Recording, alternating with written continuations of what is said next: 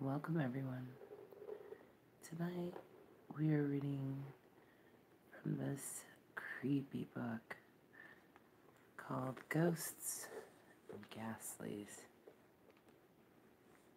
And this is a collection of works that were selected by Helen Hoke. And tonight we are reading the Calamander Chest, which was originally written by Joseph Payne Brennan, in which Ernest Mack buys an exotic chest of Calamander wood for his lodgings. Wondering why it had been sold to him so cheaply, one evening as he is sitting reading, his eye is drawn towards the chest. A long white finger protrudes from under the lid of the chest. And when he looks inside the chest, there is nothing there. From the Indies, sir, the second-hand dealer, pressing his palms together, said, "Genuine Calamander wood, a rare good buy, sir." "Well, I'll take it," replied Ernest Max, somewhat hesitantly. He had been strolling idly through the antique and second-hand shop when the chest caught his attention. It had a rich, exotic look which pleased him. In appearance, the dark brown, black-striped wood resembled ebony, and the chest was quite capacious. It was at least 2 feet wide and 5 feet long, with a depth of nearly 3 feet. When Max learned that the dealer was willing to dispose of it for only $12, he could not resist buying it. What made him hesitate a little was the dealer's initial low price, and quite obvious pleasure upon completing the transaction. Was the fine-grained wood only an inlay, or did the chest contain some hidden defect?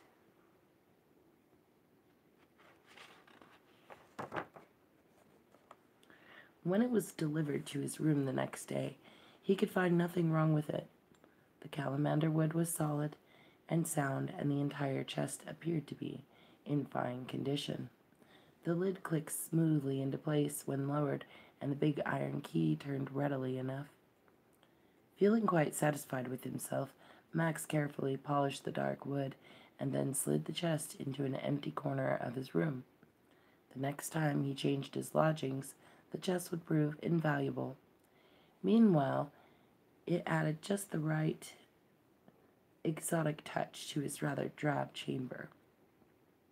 Several weeks passed, and although he still cast occasional admiring glances at his new possession, it gradually began to recede from his mind.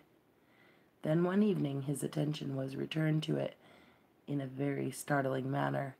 He was sitting up, reading late in the evening, when for some reason his eyes lifted from his book and he looked across the room toward the corner where he had placed the chest. A long white finger protruded from under its lid. He sat motionless, overwhelmed with sudden horror, his eyes riveted on the appalling object. It just hung there, unmoving, a long, pale finger with a heavy knuckle bone and a black nail. After the first shock, Max felt a slow rage kindling within him. The finger had no right to be there. It was unreasonable and idiotic. He resented it bitterly, much as he would have resented the sudden intrusion of an unsavory rumor from down the hall. His peaceful, comfortable evening was ruined by this outrageous manifestation.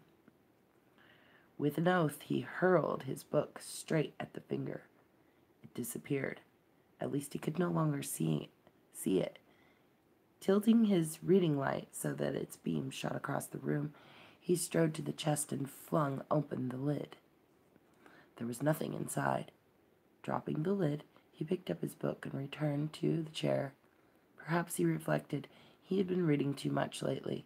His eyes, in protest, might be playing tricks on him. For some time longer he pretended to read, but at frequent intervals he lifted his eyes and looked across the room towards the Calamander chest. The finger did not reappear, and eventually he went to bed. A week passed, and he began to forget about the finger. He stayed out more during the evening and read less, and by the end of the week he was quite convinced that he had been the victim of nothing more than an odd hallucination brought on by simple eye strain. At length, at the beginning of the second week, deciding that his eyes had had a good rest, he bought some current magazines and made up his mind to spend the evening in his room. Some time after he took up the first magazine, he glanced over at the chest and saw that all was as it should be. Settling comfortably in the chair, he became absorbed in the magazine and did not put it aside for over an hour. As he finally laid it down and prepared to pick up another, his eyes strayed in the direction of the chest, and there was the finger. It hung there as before, motionless, with its thick knuckle and repulsive black nail. Crowding down an impulse to rush across the room, Max slowly reached over to a small table which stood near his chair and felt for a heavy metal ashtray. As his hand closed on the tray, his eyes never left the finger. Rising very slowly, he began to inch across the room. He was certain that the ashtray, if wielded with force, would effectively crush anything less substantial than itself, which it descended on. It was made of solid metal, and it possessed a sharp edge. When he was a scant yard away from the chest, the finger disappeared. When he lifted the lid, the chest, as he had expected, was empty. Feeling considerably shaken, he returned to his chair and sat down. Although the finger did not reappear, he could not drive its hideous image out of his mind. Before going to bed, he reluctantly decided that he would get rid of the chest. He was in sound health, and his eyes had had a week's rest. Therefore, he reasoned, whatever flaw in nature permitted the ugly manifestation rested not with him, but with the chest itself. Looking back, he recalled the second-hand dealer's eagerness to sell the chest at a ridiculously low price. The thing must already have had an evil reputation when the antique dealer acquired it. Knowing it, the unscrupulous merchant had readily consented to part with it for a small sum. Max, a practical young man, admitted the possibility of a non-physical explanation only with reluctance, but felt that he was not in a position to debate the matter. The preservation of stable nerves came first. All other considerations were secondary. Accordingly, on the following day, before leaving for work, he arranged with his landlady to have the chest picked up and carted off to the city dump. He included specific directions that upon arrival it was to be burned. When he arrived back at his room that evening, however, the first thing that met his gaze was the Calamander Chest. Furious, he hurried down the hall to his landlady's apartment and demanded an explanation. Why had his orders been ignored? When she was able to get a word in, the patient woman explained that the chest actually had been picked up, carted off to the dump. Upon arrival, however, the man in charge of the dump had assured the men who lugged in the chest that there must be some mistake. Nobody in his right mind, he asserted, would destroy such a beautiful and expensive article. The men must have picked up the wrong one. Surely there must be another left behind, he said, which was worthless one the owner wanted discarded. The two men who had taken the chest to the dump, not feeling secure in their own minds about the matter, and not wishing to make a costly mistake, had returned the chest later in the day. Completely nonplussed by this information, Max muttered an apology to the landlady and went back to his room, where he plopped into a chair and sat staring at the chest. He finally decided, give it one more chance.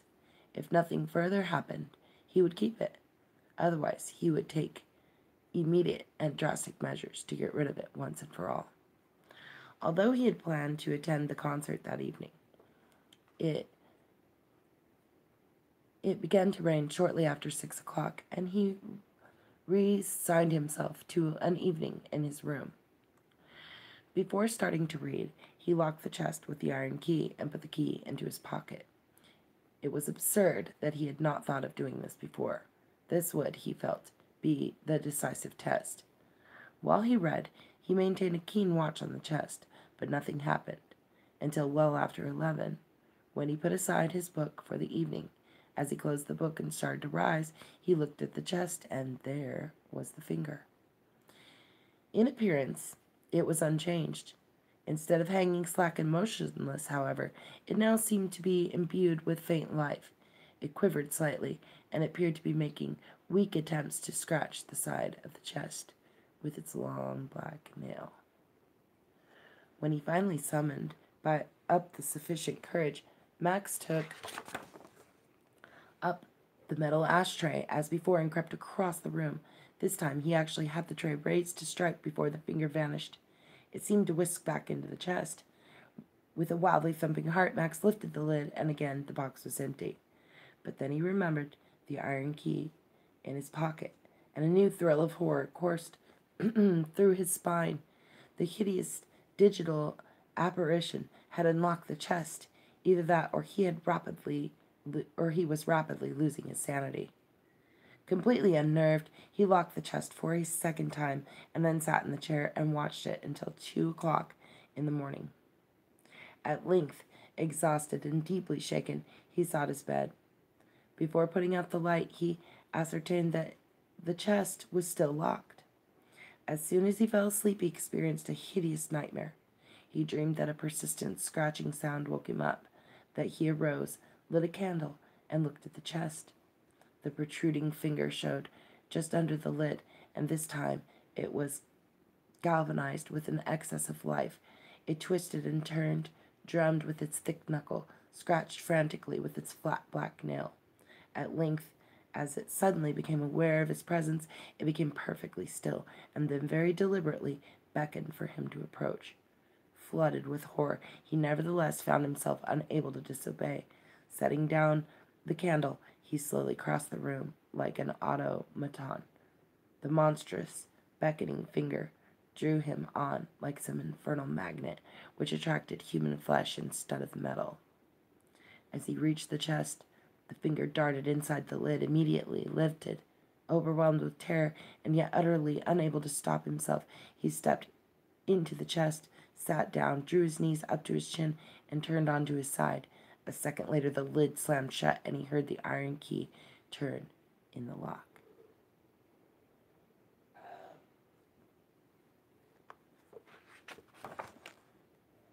At this point in the nightmare, he woke with a ringing scream.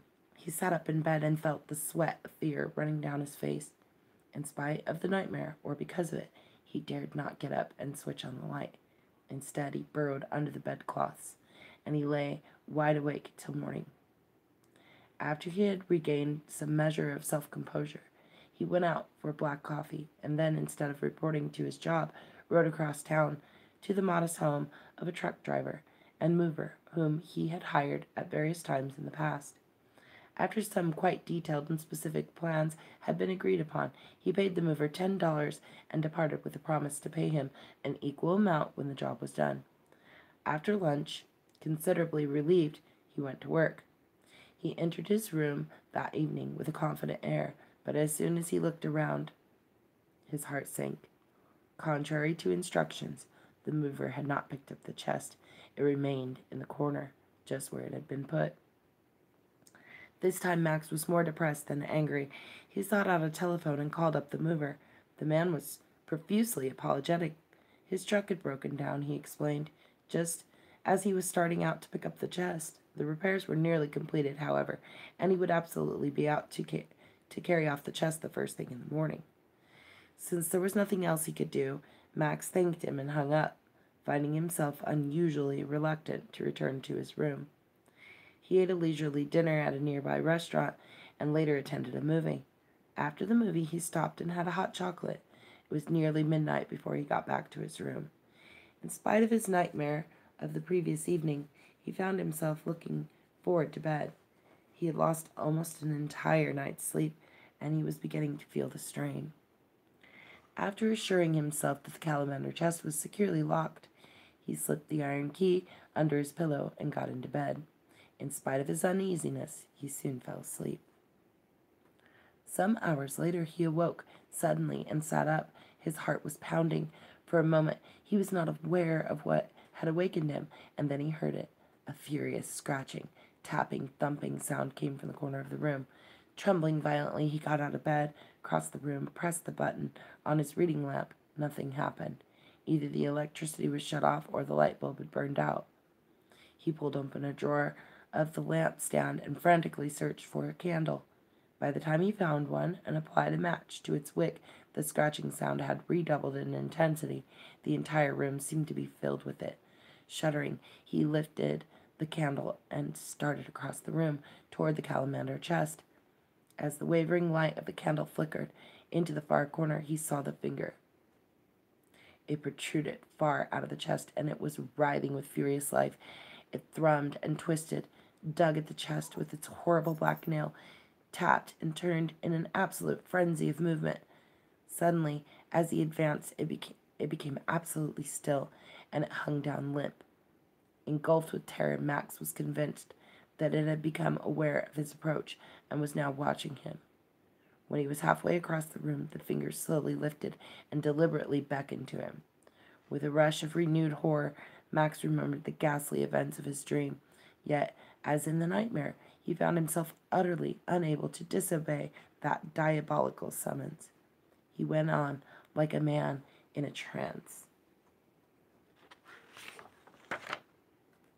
Early the next morning, the mover and his assistants were let into Max's room by the landlady. Max had apparently already left for work, but there was no need of his presence since he had already given the mover detailed instructions in regard to the disposal of the chest. The chest, locked but without a key, stood in the corner of the room. The melted wax remains of a candle burned to the end of its wick lay nearby. The landlady shook her head. "A good way to burn the house down," she complained. "I'll have to speak to Mr. Max. Not like him to be so careless." The movers, burdened with the chest, paid no attention to her. The assistant growled as they started down the stairs. "Must be lined with lead. Never knew a chest to be so heavy before." "Heavy wood," his companion commented shortly, not wishing to waste his breath.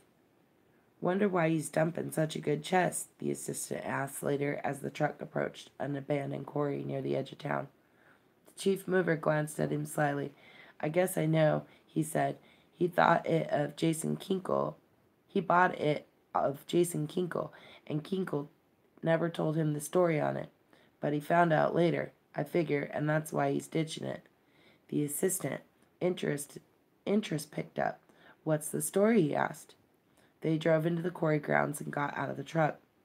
"Kinkle bought it dirt cheap at an auction," the mover explained as they lifted out the chest. "Auction of old Henry Stubberton's furniture." The assistant's eyes widened as they started up the steep slope of the chest. "You mean the Stubberton they found murdered in a chest," the mover finished for him. "This chest." Neither spoke again. They set down the chest at the edge of the steep quarry shaft. Glancing down at the deep water which filled the bottom of the shaft, the mover wiped the sweat from his face. "A pretty sight they say he was, all doubled up and turning black. Seems he wasn't dead when they shut him in it, though. They say he must have tried to claw his way out. When they opened the chest, they found one of his fingers jammed up into the lid near the lock. Tried to pick the lock with his fingernail, it looked like." The assistant shuddered. "Let's be rid of it, then. It's bad luck for sure." The mover nodded. "Take hold and shove." They strained together, and in another second the Calamander chest slipped over the edge of the quarry and hurtled toward the pool of black water far below. There was one terrific splash, and then it sank from sight like a stone. "That's good riddance, and another tenner for me," the movers commented. Oddly enough, however, he never collected the tenner, for that very day Mr. Ernest Max dropped completely out of sight. He was never seen or heard of again. The disgruntled mover, never on the best of terms with the police, shrugged off the loss of the tenner and neglected to report the disposal of the chest. And since the landlady had learned the mover's name, nor where he intended taking the chest, her sparse information was of no help in the search. The police concluded that Max had got into some scrape, changed his name, and effected a permanent change of locale. That's the end of the Calamander Chest. Chapter 1 of Ghosts and Ghastlies. So you'll be able to find all of the chapters to this book in our newest playlist titled Ghosts and Ghastlies. Thank you all for joining us tonight. Hope you all have a beautiful evening. Sweet dreams, everyone.